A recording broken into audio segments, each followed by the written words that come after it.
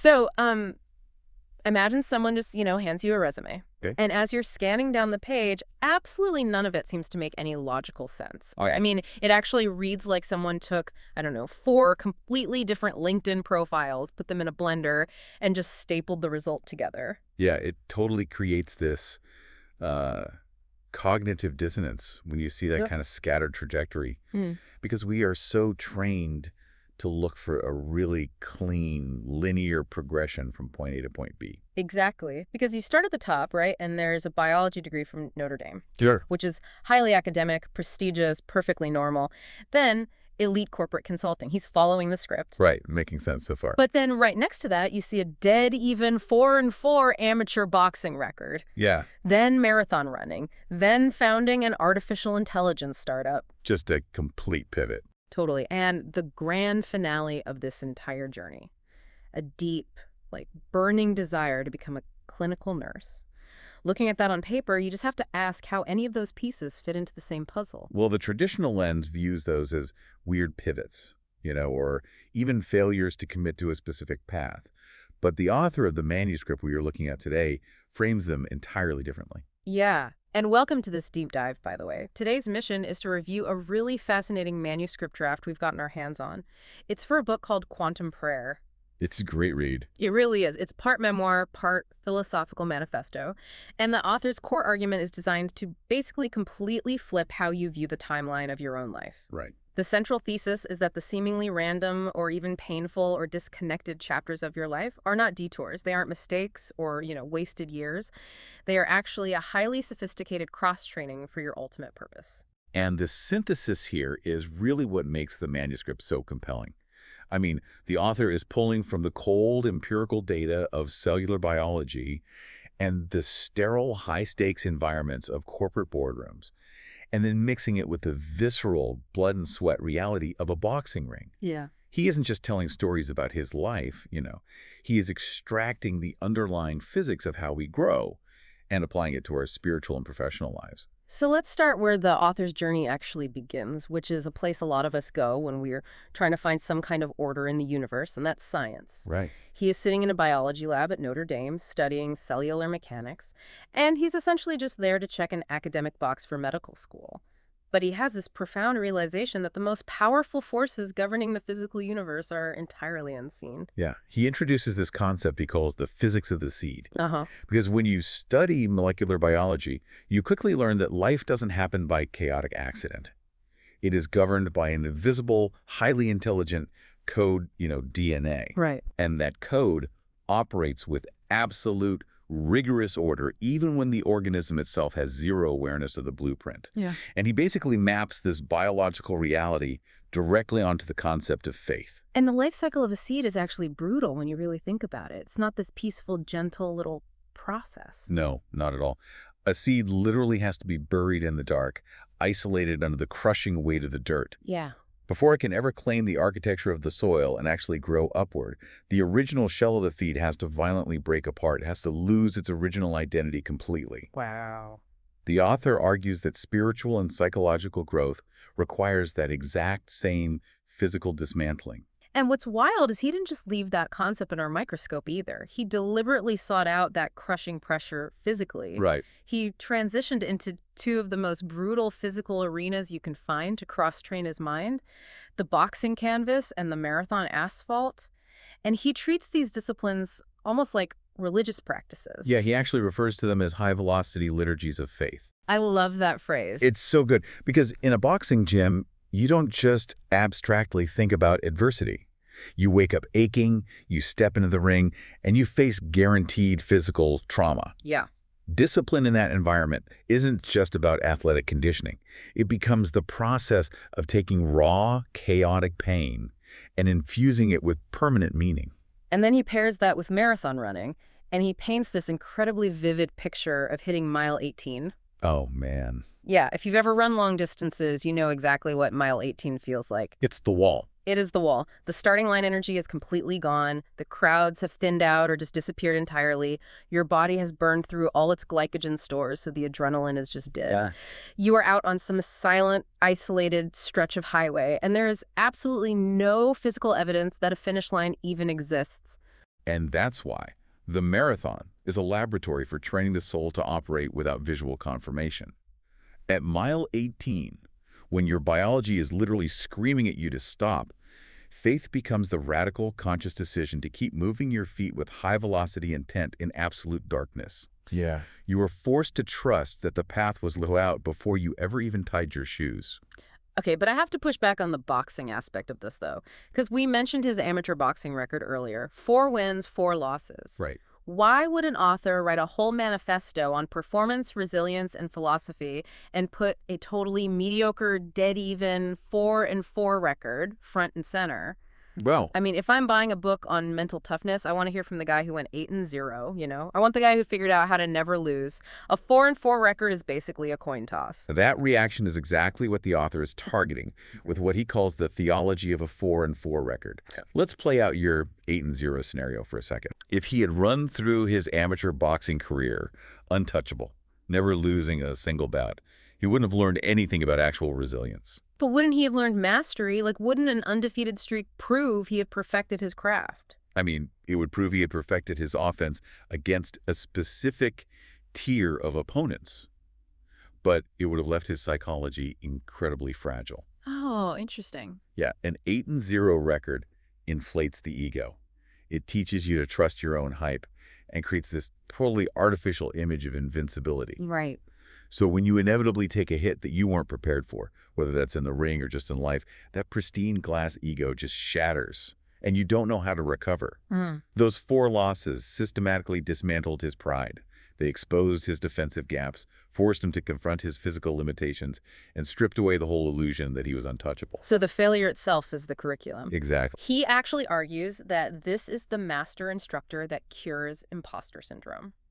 And, you know, imposter syndrome is that persistent internal whisper telling you that you don't belong in the room, that you're faking your competence, Right. and that eventually everyone is going to find out you're just a fraud. And the mechanism that cures it is the realization that literally nobody has perfect defense. Yeah. The wisdom gained from a 4-4 record is that everyone in the arena is navigating a volatile landscape with incomplete data.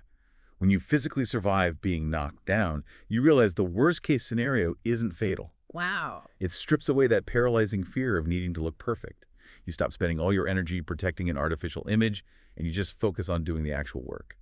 And that concept of energy conservation transitions perfectly into how he views the psychological hits we take in our modern daily lives because, you know, most of us are not stepping into a literal boxing ring. Right. But our bodies are reacting as if we are. He brings in this incredible physiological breakdown of how our hardware reacts to fear using the image of a saber-toothed tiger. Yeah, the biology background anchors this point beautifully. The human amygdala is basically the threat detection center of the brain. Right. So when you are standing in a boardroom about to deliver a high-stakes presentation, or you are watching a volatile market shift just wipe out a portfolio, your amygdala reacts the exact same way a caveman's brain reacted to a saber-toothed tiger stepping out of the brush. It just triggers the entire fight-or-flight cascade.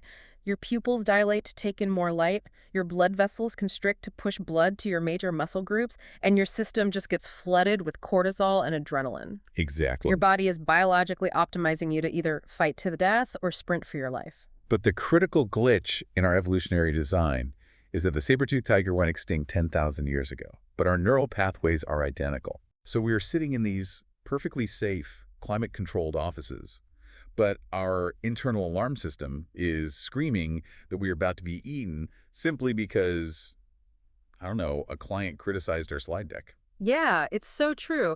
And to counter that biological hijacking, the author introduces the philosophy of Yamato, who is the legendary trainer who built Mike Tyson. Oh yeah, brilliant guy. Yeah, D'Amato had this brilliant framework where he taught his fighters that fear is indistinguishable from fire. If you leave a fire untamed and ignore it, it will eventually burn your house down. Right. But if you respect it and contain it in a furnace, it heats your house. It powers your engine. Courage isn't the absence of fear, right? It's the tactical override of your biology to step into the arena despite the chemical surge. And managing the initial fear is only half the battle. The author also explores how we manage the aftermath of our failures through this concept he calls the carryover effect. Oh, the baseball analogy. Yes, he uses a baseball analogy to explain the psychological drag of past mistakes. Imagine a batter at the plate. Bases are loaded, it's a super high-pressure situation, and he strikes out swinging. Brutal. It's an embarrassing, devastating moment.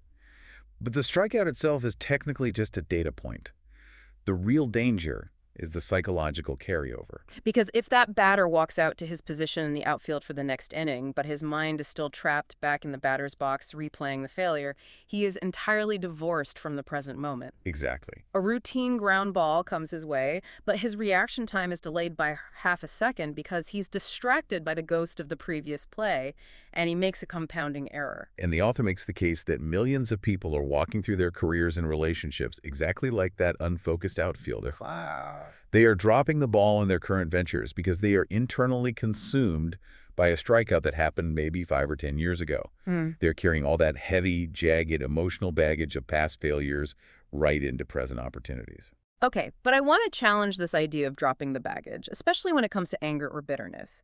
Because in cutthroat business environments, or certainly in combat sports, aggression is treated as a competitive advantage. Sure. If someone wrongs you, or if you fail, doesn't that anger provide a necessary fuel? I mean, don't you want to see red so you can be dangerous? It's a common thought, but the author systematically dismantles the idea of anger as a sustainable fuel, using what he calls the thermodynamics of bitterness. Okay. If we look at the pure physiology of anger, it is a disastrously inefficient energy source. Anger causes involuntary vasoconstriction.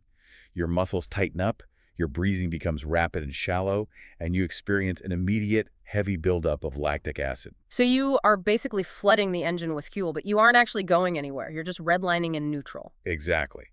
An angry fighter dumps a chaotic surge of adrenaline into their system that burns through their glycogen stores at double the normal rate. Wow. Within 3 rounds, the angry fighter is completely spent. Their arms feel like lead, and their reaction time just plummets. They rarely lose because the opponent was overwhelmingly stronger. They lose because their own bitterness burned up their oxygen supply. That mechanism completely flips the concept of forgiveness. I mean, we usually talk about letting go of anger as this soft, passive, moral high ground kind of thing. Right. But the author is framing forgiveness, and particularly self-forgiveness, as a highly aggressive tactical maneuver for energy conservation. Yes. You drop the 20 pounds of heavy emotional baggage not because you are soft, but because you literally cannot run the marathon carrying it. And that realization that true strength and endurance require internal alignment and energy conservation, that is the catalyst for the author's massive disruptive life pivot. He recognizes the inefficiency of his own trajectory and decides to walk away from a highly paid, high-status corporate consulting career. Because he had achieved what he calls the illusion of the script. On paper, he had won. The elite degrees, the prestigious job title, the salary. It was a flawless execution of the societal playbook. The American dream, basically. Yeah. But day after day, sitting in sterile rooms, optimizing corporate spreadsheets, he realized he was biologically alive, but spiritually dead. And walking away from that script meant entering a phase he defines as the wilderness. When you voluntarily leave the security of the corporate structure, you undergo a mandatory period of isolation. The critical process that happens in the wilderness is the death of the cached identity. A cached identity, like a web browser, holding on to old, temporary data that eventually just slows the whole computer down. That's a perfect way to look at it. Yeah, the cached identity is the ego built entirely on external metrics. Your job title, your income bracket, the validation of your peers. Right. In the wilderness, that external validation evaporates. Nobody's clapping for you out there. That ego has to be completely crucified so that a more durable identity can actually take root. It's like he realized he was climbing a ladder incredibly fast, but it was leaning against the completely wrong wall. He had to tear down the whole building to start over. Right. And in that isolation, the core paradigm shift happens. He realizes that the secular corporate world operates on one relentless question. What can I achieve? Yeah. It's an endless loop of accumulating status and defending your turf. But a purpose-driven life inverts the question entirely. It asks, who can I help? And this shift introduces the structural concept of the sovereign shelter. In the corporate environment, strength is often defined as the capacity to inflict pressure, dominate a boardroom, or extract maximum value from a system. The author learned that the highest form of strength is actually the capacity to absorb chaos. A sovereign shelter is a person who lets the friction and toxicity of a situation hit their own frame first, filtering it out so they can stabilize the environment for vulnerable people. Which brings us to the most surprising pivot in his entire resume. Having stripped away the corporate ego and committed to becoming a shelter for others, he leans into his true calling. But he uses the most cutting-edge, arguably cold technology available to do it: artificial intelligence. Yeah, quite the leap. He launches an AI media venture called Hodge AI Media. But he approaches this technology with a very strict philosophical boundary. He actively argues against the concept of a synthetic soul. Right. AI is miraculous at pattern recognition. It can scrape the internet, organize massive data sets, and mimic human syntax with terrifying precision. Yeah. But it can never synthesize a human identity. I mean, it can process a billion parameters a second, but it cannot suffer. It can't pray. It can't demonstrate actual empathy. No, not at all. An algorithm can generate a mathematically flawless marathon training program, but it cannot comprehend the visceral reality of heart. It doesn't know what it costs a human being to take a physical or emotional hit to the jaw and consciously decide to keep moving forward. And look, if he believes so deeply in the irreplaceable value of the human soul, the obvious contradiction is why he would build an artificial intelligence company in the first place. Right. People are terrified right now that AI is going to replace human creativity entirely. If he wants to be a healer, why AI? Seems like cognitive dissonance. It does, but his operational framework resolves this. He isn't using AI to replace human interaction. He uses it to eradicate what he calls administrative slavery. Administrative slavery being the endless formatting, the distribution logistics, the digital static that just eats up 80% of a creator's or a healer's week. Exactly. If a leader is spending their entire day fighting with software interfaces and managing logistics, they do not have the cognitive bandwidth or the emotional reserve to listen to their calling or be present for people who are actually hurting. Wow, yeah. He leverages the cold efficiency of AI to handle all that logistical noise. By automating the static, he buys back the time and bandwidth required to provide the one thing machines are incapable of, which is authentic human presence. He is basically using the algorithm as a shield to protect the warm sanctuary of human connection. Yes. And he applies this exact same anti-scale, purpose-driven mindset to the physical world, too. He launched a premium hoodie line called Sangre de Oro, but he strictly limited the production to exactly 35 units, priced at $135 each. From the perspective of a traditional business technician, that is a massive tactical error. Obviously. The mandate of modern business is to automate manufacturing, scale to infinity, and maximize profit margins. Limiting supply to 35 units intentionally kneecaps your own revenue. But that is the entire point. 100% of the proceeds bypass corporate profit entirely and go directly to charity. Right. He calls this the liturgy of the limited run. It is a deliberate sacrifice of scale. It trains the brain to decouple the act of creation from the mandate of maximum financial extraction. It's a statement that not everything gets to be a billion-dollar empire, you know? Some creations should just serve as targeted pipelines for restoration. And all of these seemingly disconnected ventures, right? The biological research, the physical trauma of the boxing ring, the logistical mastery of consulting, the AI automation, the limited run apparel, they are all just the staging ground for his ultimate destination. Clinical healthcare leadership. He is returning to his genetic code. Yes, he is following the frontline legacy of his parents.